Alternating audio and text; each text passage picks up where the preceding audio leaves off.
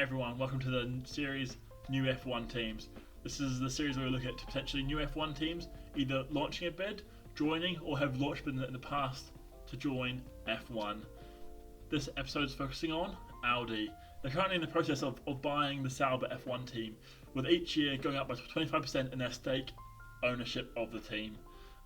Currently this is known as the Sauber Stake F1 team, I think, something like that along those lines, maybe Team Kick in some countries where gambling isn't allowed. So this is a pretty nailed on bid. However, there's been a lot of questions in the air around whether they'll actually go through with the purchase, because the kind of bid so far doesn't seem that concrete in terms of their staffing. A lot of the details seem kind of not defined yet, whereas if you compare it to the Andretti bid, they're way less progressed in terms of what they've released publicly about their entry. So even though they're entering, it seems a bit standoffish is the right word, I think. They're not fully committing, even though they've spent hundreds of millions of pounds to enter the sport. In terms of their colour, it's a very similar theme to what we saw on the grid, with red, white and black. Well, they call it progressive red. I don't know what that means. I don't know why they've tried to label it, but it's a different red than some other reds for some reason. I think these colours are okay. I think it matches what they are as a brand, and so it makes sense. Then looking at staff, here's where some of the questions I mentioned before around the team's entry come in. Because they have Andreas Seidel, who is the CEO of Sauber, and they have the whole Sauber team in terms of like their ownership structure and their governance structure, with kind of like the three person ownership team with like a lawyer, some other geezers who are there, kind of managing the team while it's in their kind of transition period from the Alfa Romeo's team to the Audi team.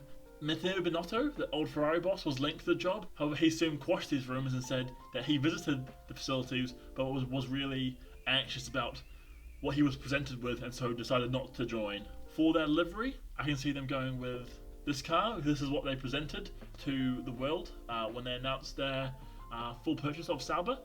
So it's a kind of really nice car. I think when I initially saw their colours, I was a bit scared they're going to be very similar to Ferrari, having the red and the black.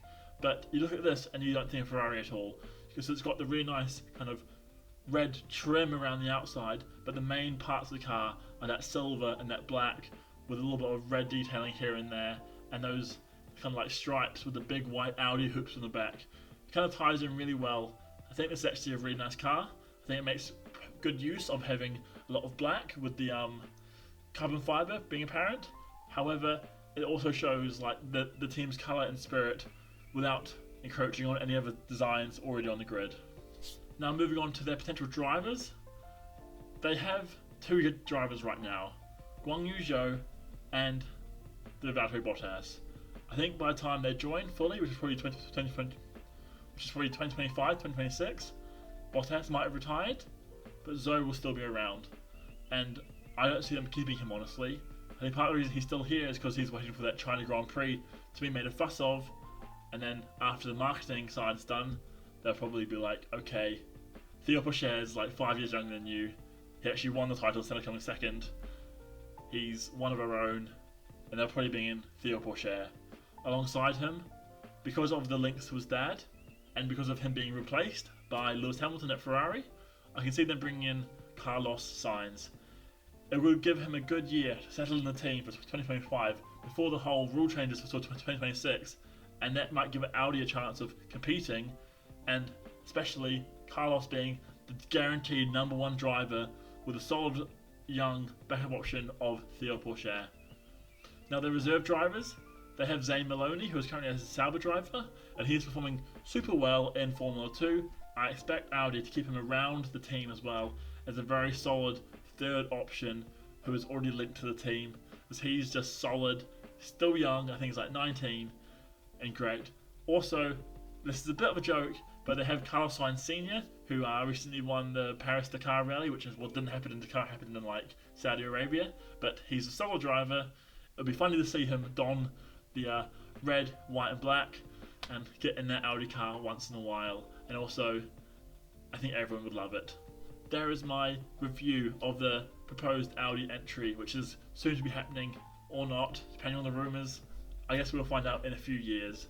Thank you for watching. Please like and subscribe if you enjoyed it, and let me know what other teams you want me to do in the future.